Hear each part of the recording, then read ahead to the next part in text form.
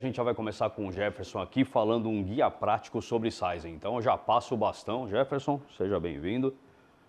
Boa sorte, querido. Obrigado. Obrigado, pessoal.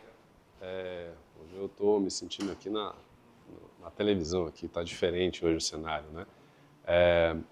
Sou o Jefferson, como já foi apresentado aqui, e nós temos a apresentação sobre dimensionamento de ambiente, ou sizing, né?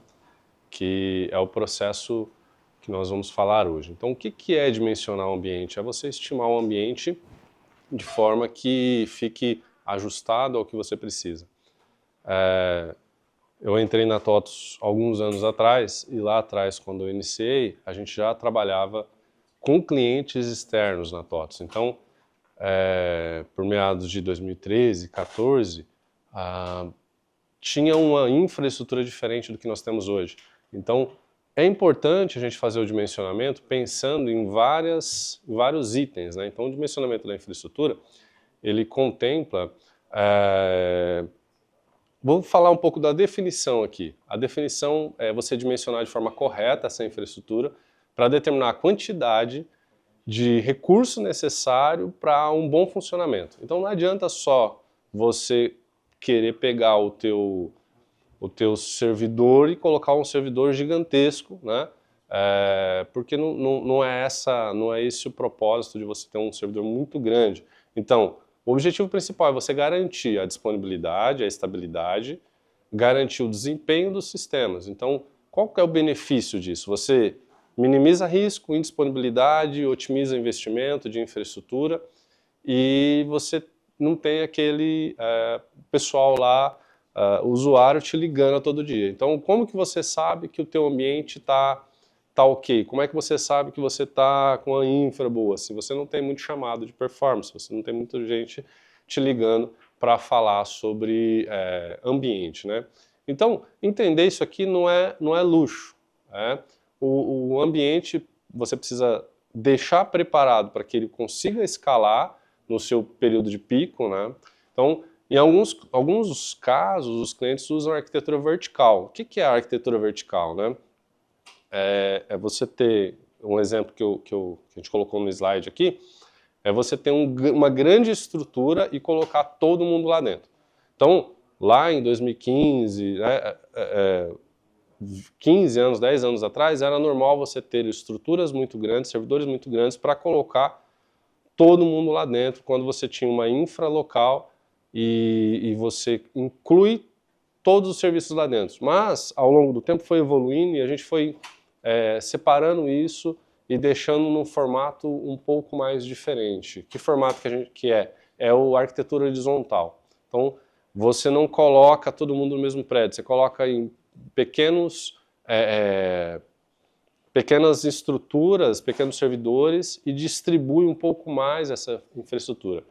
Existe o que a gente chama de pedágio. O que é o pedágio? É a complexidade na gestão desse ambiente. Aumenta um pouco a complexidade, mas nada que a tua infra, o pessoal da sua infra não vai conseguir cuidar. Então você tem um teto, logicamente, mas assim, particularmente hoje, eu já fez testes com muitas conexões, mas muitas conexões mesmo. Assim, já teve empresa que pediu para, suporta, e a gente pegou e fez testes muito escaláveis e dividindo desse formato de pequenos ambientes. Então você tem arquitetura vertical, você aumenta o poder do host, isso aqui normalmente acontece no on-premise. Igual eu falei, quando eu atendia clientes externos, a TOTVS, né, que eu dava o suporte lá na área da infraestrutura, no TOTVS Infra Services, que é a área que cuida do suporte fora da TOTVS, então tem o suporte dentro do cloud e tem o suporte fora da TOTVS, que é a TOTVS Infra Services. Quando eu atuava lá, a gente tinha muitos casos de infraestruturas locais onde você tinha servidores muito grandes e entra essa arquitetura vertical. Mas mesmo nessa arquitetura vertical, tem gente que ainda comete erro. Há algum tempo atrás, eu trabalho aqui na engenharia e o Ronaldo, trabalho junto com o Ronaldo Andrade também, a gente pegou um caso de um cliente que colocou um servidor com 1 TB de memória. Ele não usava 10%, não usava 5%. Usava 5%, mas não chegava a 10%, vamos chamar assim. E não adianta você, às vezes, querer ter um supercomputador que não é essa a questão é o ajuste fino que você vai fazer no teu ambiente. Então a gente disponibiliza, todo ano mexe em documentação no TDN, disponibiliza para apoiar você a configurar de forma correta, né? Opa, voltei para o lado errado aqui. Só tem 2 botões e consegui me confundir. Então aqui é um cenário prático, onde você tem uma arquitetura distribuída, então você tem ali o seu servidor primário, onde você pode colocar junto ali o license server, o DB Access primário. Inclusive, um cliente nos perguntou nessa virada de mês agora, justamente sobre essa arquitetura. Ele falou, olha, eu tenho um servidor primário e eu tenho 3 servidores secundários, se eu não me engano, né? Como é que eu faço? Então, no caso do Windows, você faz um compartilhamento de pasta. No caso do Linux, você faz um NFS. Né? No caso do Windows, normalmente a gente indica você criar um usuário lá no AD, coloca no serviço e sobe isso. Se você pegar e cuidar da tua infra hoje, vou ser bem sincero, eu não vejo tanto mais a necessidade das pessoas cuidarem da própria infra, tendo o Cláudio da TOTS que pode cuidar disso. Mas, se a pessoa quer cuidar, dá para fazer isso tranquilamente. Então, a estrutura que a gente indica nesse cenário prático é primário, secundário, e as secundárias, por exemplo, você coloca os jobs em uma máquina à parte, separada dos seus usuários. Então, você pega um host, coloca a parte só com os jobs, schedulers, TSS. Esse host, a gente vai falar um pouco mais para frente, se for para acesso à internet, você coloca até numa DMZ. E aí você escolhe o seu banco de dados, então você segrega em servidores menores, distribui essa infraestrutura, então isso aqui seria um cenário prático. Aqui eu vou falar um pouquinho sobre mudanças, né, de arquitetura. Então, assim, ao longo dos anos, né, ocorreram muitas mudanças de arquitetura. Por exemplo, lá atrás existiam os DBF, né, os arquivos locais, depois os dicionários de dados foram para dentro do Citrix Server, e aí ao longo do tempo esses dicionários saíram do ambiente local e foram para dentro do banco de dados. As últimas mudanças que tiveram agora nos últimos anos, a gente está falando aqui de web app, então se você vem para 2510, né, você já não pode pensar mais na possibilidade de usar o Smart Client local, no desktop. Isso é uma mudança que parece que é redundante que eu estou falando aqui, parece que eu estou repetindo a mesma apresentação, eu estou repetindo a mesma apresentação, mas por que eu estou repetindo a mesma apresentação? Porque tem gente que ainda não sabe dessas mudanças ou ainda não se atentou para essas mudanças. Então, o Smart Client Desktop morre, ele já não tem mais a necessidade. O Load Balance padrão já não tem mais a necessidade. Lá no Linux, para quem usava Linux, já há 2 anos, não tem mais a necessidade do Lock Server. Era um item que foi incorporado pelo App Server. Então hoje você precisa do App Broker, ele sempre esteve aí, já há muitos anos ele está aí, mas agora ele realmente substitui o balance padrão. Então você agora usa somente o broker como balanceador. Então ele aumenta a resiliência, ele tem uma inteligência maior para distribuir as conexões, então ele não vai mandar a conexão igual o balance padrão, que ele só distribui, ele não verifica o App Server secundário, ele não olha a memória, ele não olha nada, o App Server padrão, né, o antigo App Server. O broker, ele já, por default, ele é memory. Então o que ele é o memory? Ele vai verificar qual que é o App Server com menos consumo de memória para mandar o usuário para lá. Às vezes você tem um ambiente que tem 20 App Servers, em 5 servidores, 4 servidores, não sei. E aí, às vezes, um servidor seu está sobrecarregado com o usuário do faturamento, do financeiro, fechando um relatório mais pesado. Ele já está com maior consumo de memória. Então, o broker olha que aquele App Server está com maior consumo de memória e manda para um App Server com menos consumo de memória, né? Então, o broker tem esse papel. Então, se você ainda não reviu esse conceito, já prepara o teu ambiente, mesmo antes da migração, atualiza a parte de Smart Client Desktop para Web App, então você vai usar o Web App e já migra para o broker. Isso daqui você não precisa de fazer sizing, você não precisa de nada, você faz essa mudança. O único ponto de atenção aqui que eu diria é o seguinte, quando você tira o Smart Client Desktop, você está aumentando um pouco mais a carga para dentro do servidor de app server, porque você está tirando de algum lugar. Se você passou para o teu navegador. Então, nesse momento que você passou para o navegador essa carga também está lá dentro do servidor de aplicação, e por isso você vai notar um pouco mais à frente que a gente vai falar que aumentou um pouco mais a carga de memória dentro do app server. Tá? Então, aqui a gente tem algumas, do que eu estava falando, né, do antigo load balance, e o TOTS Broker, ele tem uma resiliência muito maior na conexão, né, é uma palavra que eu sempre achei bonita, o pessoal colocou lá no TDN quando eu lia, né, então resiliência, ele aumenta a resiliência, ele mantém essa segurança da resiliência, ou seja, ele segura mais a conexão. Um cuidado muito grande que você vai ter a partir de agora. Então, a TOTUS ainda permitia bancos não homologados pelo fabricante, funcionava, mas aí você começa a ter um problema lá com SQL Server 2012, você começa a ter um problema lá com Oracle 12, não sei, Oracle 11 ainda, tinha gente querendo trabalhar. A Oracle não dá mais suporte, o Microsoft não dá mais suporte para esse banco. Por que que a TOTUS vai continuar dando suporte para algo que o próprio fabricante deixou? E aí aqui é um ponto de atenção que eu tenho para todo mundo. Você que tem SQL Server, está no 2016, está no 2017, olha só, já está em End of Life. O que é End of Life? Né? Fim do ciclo de vida. A Microsoft vai deixar de dar suporte. 2026 o 2016 e 2027 o SQL Server 2017. Então, os próximos releases já não vão ser mais homologados com esses dois bancos de dados. Não é porque a gente não quer homologar, é o fabricante deixou de dar suporte. Tá? Então, você não vai conseguir mais fazer o upgrade do release se você não mudar a versão do banco de dados. O Oracle 19 vai até 2029 e o PostgreSQL 15 vai até 2027.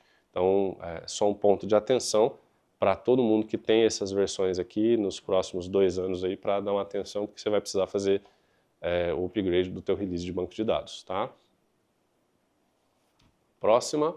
Vamos falar então de 5 pontos importantes sobre o Sizen que a gente ao longo dos anos foi identificando aqui na engenharia. Então, quando eu saí da TOTS Infraservices, a gente veio para a engenharia, mas esses pontos já desde lá da TOTS Infraservices são os pontos que mais impactam. Então, até hoje eu atuo, por exemplo, com os clientes pilotos todo ano. O cliente que vai entrar no novo release, a gente vai lá, faz uma análise no ambiente, logo vai ter a inscrição aí para os clientes piloto, quem tiver interesse.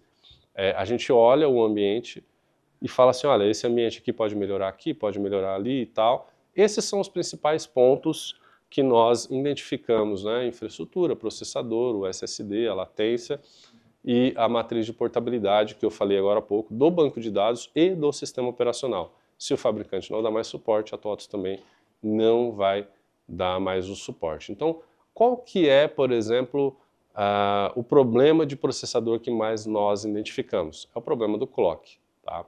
Nós identificamos alguns anos atrás que clocks abaixo de 2.3 GHz impactam diretamente na performance. O Proteus ele trabalha com muitos cálculos matemáticos, ali, muito cálculo em memória, faz muito processamento, e quando você tem um processador abaixo de 2.3 GHz, você pode encontrar, pode ser que no teu ambiente não existe esse gargalo, mas a gente não pode pensar só no ambiente pequeno, a gente tem que pensar numa recomendação que seja genérica. Então, um cliente com até 100 conexões, que no final do mês tem uma base de dados grande, às vezes 500 GB, 700 GB, é uma base de dados que às vezes pode ser onerosa.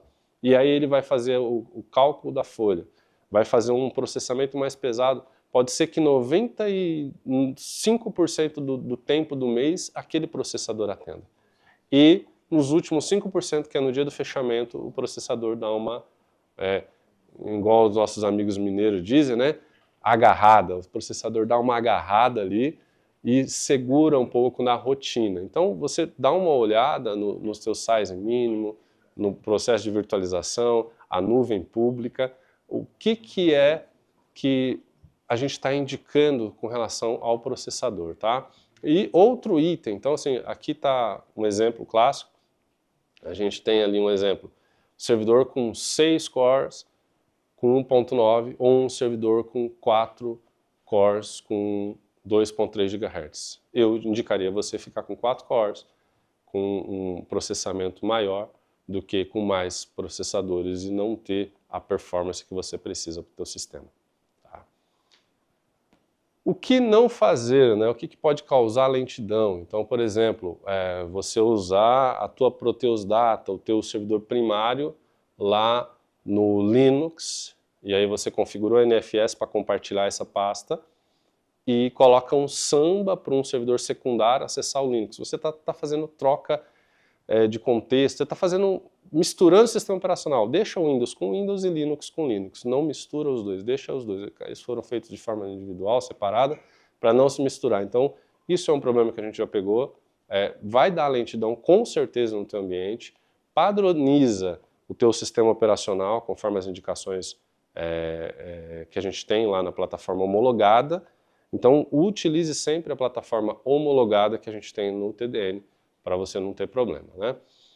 Uma questão aqui que é muito importante, né, quando o pessoal utiliza Linux, né, principalmente o Oracle Linux, por exemplo, e faz upgrade da versão do Oracle Linux ali, faz uma atualização, ele possivelmente muda o kernel. E aí no TDN tem uma informação muito crítica sobre o kernel.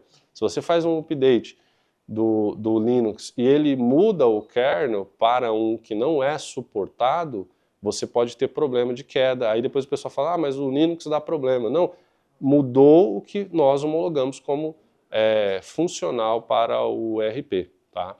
Então toma muito cuidado com essa questão do kernel do Linux se está na versão estritamente homologada. Quando você faz o update de segurança, vê lá se não vai precisar mudar novamente o kernel. Muitas vezes você precisa, toda vez que faz o update, vai lá, já deixa um scriptzinho no próprio Linux, ou você faz uma ferramenta automatizada. Então a forma como você vai fazer, mas é muito simples, é um comando de uma linha que altera essa questão do kernel. Presta muita atenção nisso daqui, que é um ponto crucial, que às vezes chega chamado para a gente ainda, e aí você faz um comandinho para verificar qual que é o kernel que está, você vai ver, tá com o kernel incorreto, não homologado. Aqui é o exemplo que a gente falou de um processador, né, que ele tem 1.9 GHz e 1 trilhão de cores aí, com 1 tera de memória, e não performava. Né? Nesse cliente aqui, ele gastou sei lá quanto nesse servidor, é um caso real nosso, que não performava. Por quê? Porque você tem um baixo clock e você tem muitos processadores que não chegam na performance que o ERP exige. Ele era 2.2 GHz. Nesse caso, a gente indicou, o cliente colocou um servidor menor, 10% da capacidade, só que com o processador correto e ajustado para a quantidade de memória do cliente, performou, né? Está perfeitamente funcionando até hoje. Uma ferramenta que muita gente fica assim, olha, eu usei aqui e ficou baixo. Possivelmente por conta do processador, ou se você tem uma memória, naquelas memórias mais antigas, pode ser também.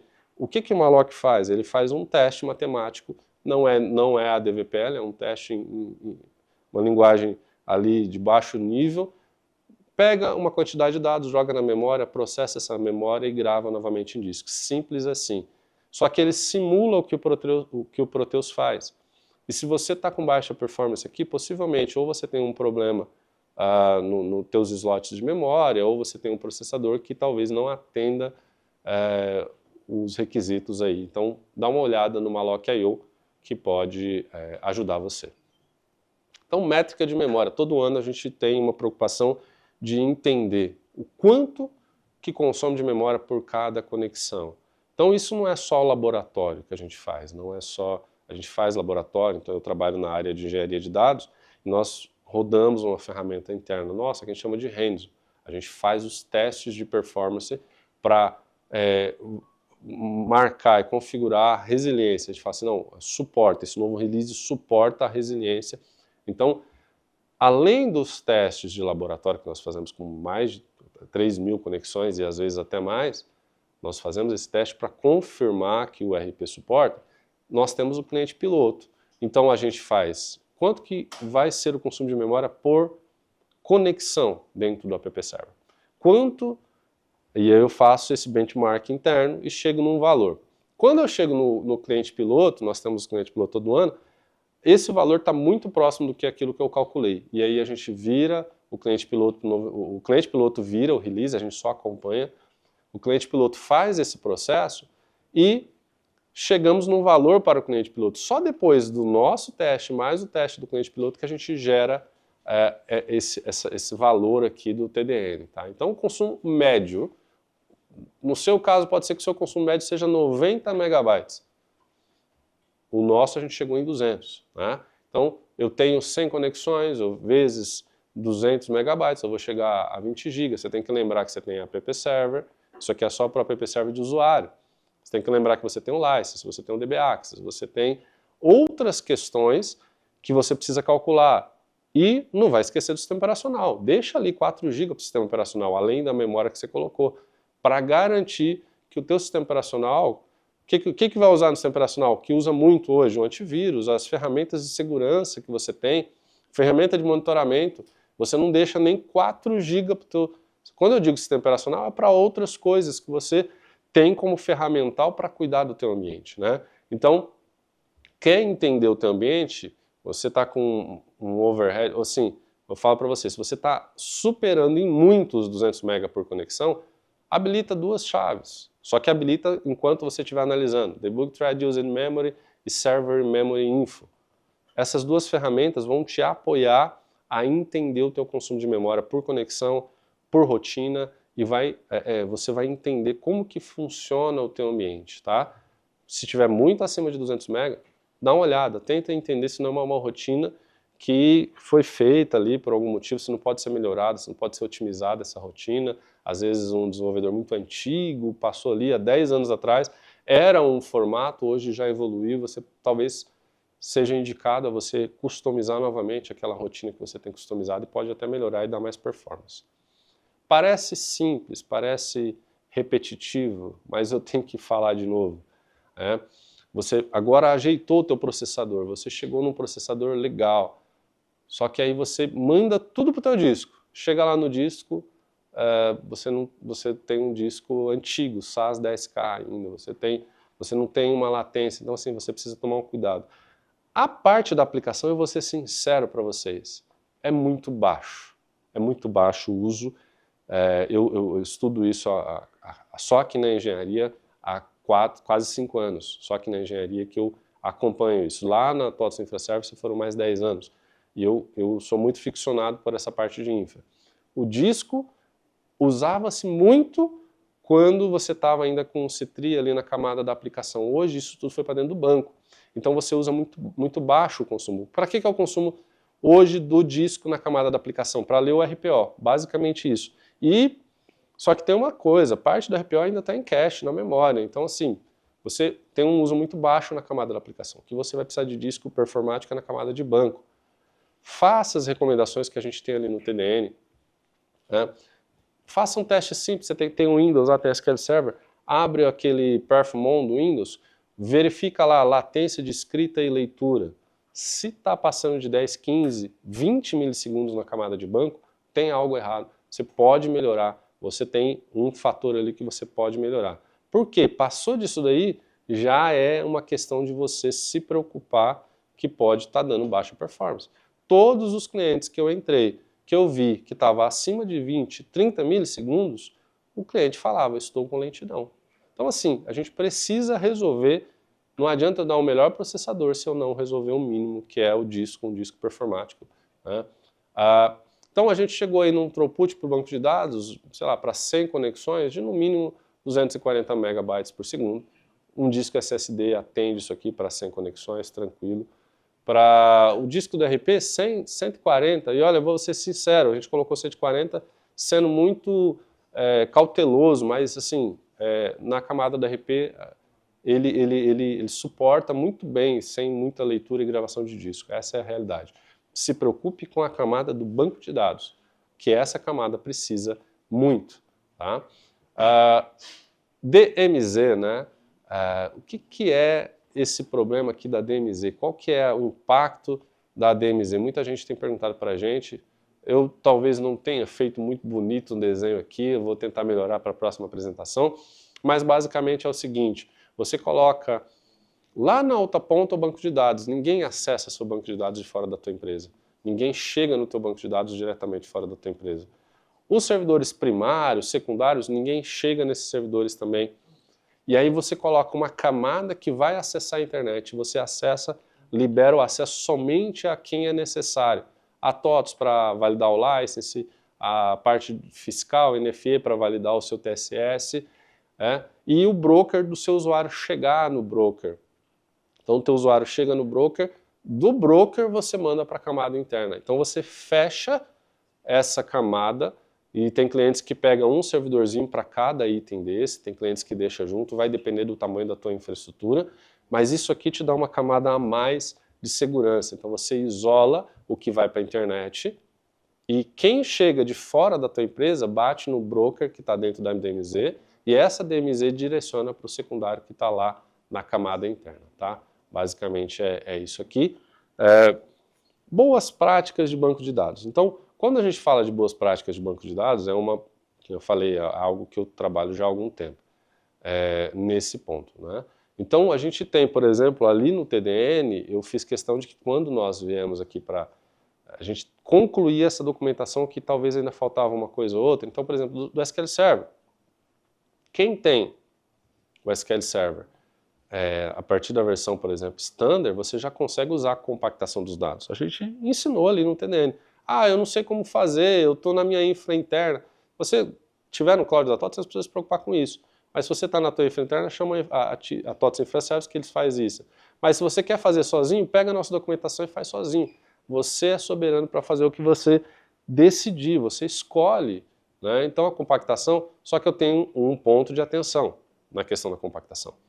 Se você vai fazer a compactação, por exemplo, da SQL Server, vê se o seu processador já não está no gargalo. Porque se ele estiver no gargalo, a compactação ela sobe o consumo do processador. Se você está com o teu processador no default, se você está monitorando o teu ambiente, você sabe que o seu processador fica 20%, 30%, ok, faça a compactação. Se o seu processador, na média, fica 60%, 70%, não faça a compactação. Senão depois você vai me xingar, você vai lá, Jefferson falou que era para compactar. Não, calma lá. Presta atenção, compactação vai aumentar o teu overhead de processamento. Cuida da estatística, a gente fez um estudo ali que o banco que não está atualizado de estatística, que não tem isso aí, parece simples, pessoal, mas a gente pega até hoje nos clientes piloto muita coisa que está errada. Query Store habilita devagarzinho ali, vai acompanhando para você ver as queries que estão te causando maior impacto. Separação de data file, principalmente aquele cliente que está com um ambiente virtualizado. O ambiente virtualizado ou em container, né, sei lá, container não, desculpa, virtualizado ou na nuvem. Ele coloca um discão lá e deixa dados, índice, em um único data file. Eu já peguei cliente com um único data file de 800 GB no SQL Server. Não vai dar performance, você pode fazer o que for, vai enroscar. Separa os data files, deixa dividido. O cliente lá ainda instalou no default o SQL Server, instalou lá no disco da unidade C do SQL Server. Está errado. O TempDB tem um papel muito importante agora, principalmente agora que você tem o dicionário dentro do banco, você tem tudo, bastante coisa sendo passada para o banco. Então, se você tem um TempDB junto do sistema operacional que está concorrendo com antivírus, que está concorrendo com um monte de outras ferramentas que você tem de segurança, você pode estar dando um gargalo para a tua infra ali, no seu TempDB. Puxa ele para uma unidade à parte, segrega uma unidade só para o seu TempDB. Estamos falando de Postgre, avalia a tua performance, você tem ali, a gente tem documentação sobre avaliação de performance, sobre como fazer backup, vacuum, tudo está apoiado ali no TDN. Se tiver alguma dúvida, não está entendendo algum TDN, fala com a gente tenta resolver, né, essa questão do TDN. O Oracle, a gente está falando das table spaces ali, a gente fala sobre essa configuração, compressão também, a gente fala um pouco ali do Oracle. Então, pessoal, tem muita documentação do banco de dados e entendam uma coisa, presta atenção na hora que eu vou falar, eu estou falando aqui há meia hora sem parar, né? Entenda uma coisa, você precisa cuidar do teu banco de dados, senão a performance do teu RP pode diminuir e você não conseguir aquilo que você espera. Tá?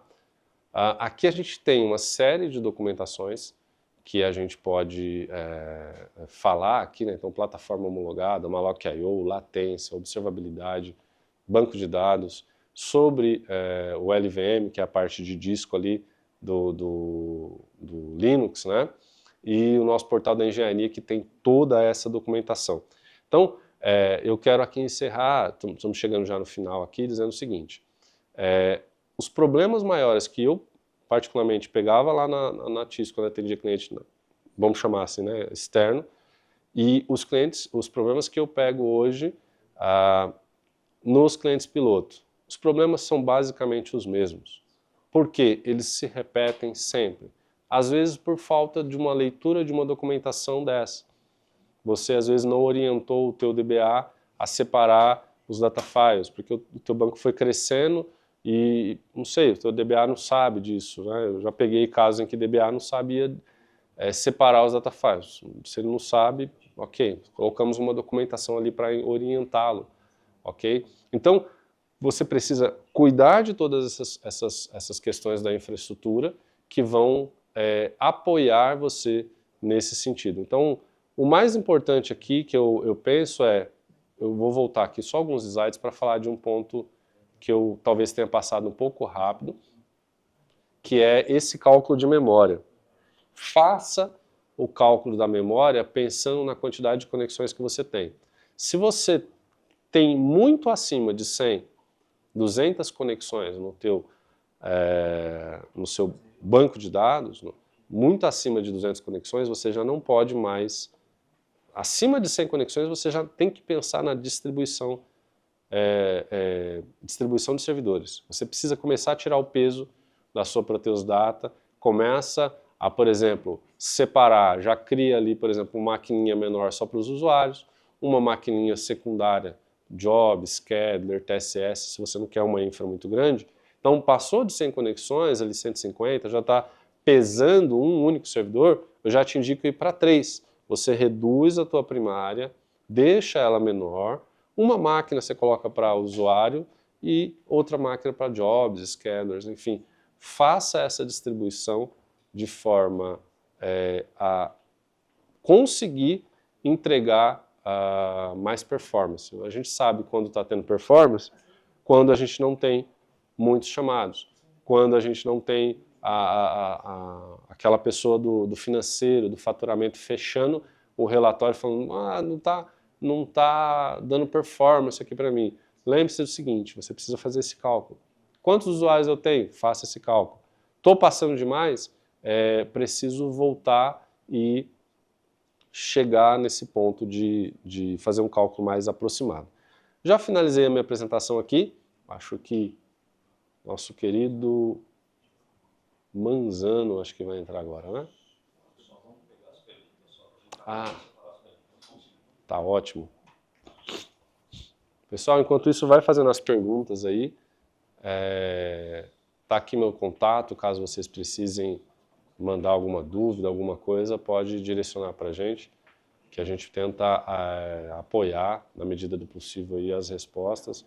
Abra um chamado no suporte, ou entre em contato com a gente, caso tiver algum problema na documentação que você não entendeu, quiser tirar uma dúvida de documentação, pode falar com a gente, que nós apoiamos. Eu acho que esse ponto principal aqui que vocês podem ter muita atenção esse ano é parte de banco de dados. Todas essas features de banco de dados é importante que você ajuste e melhore cada ponto desse.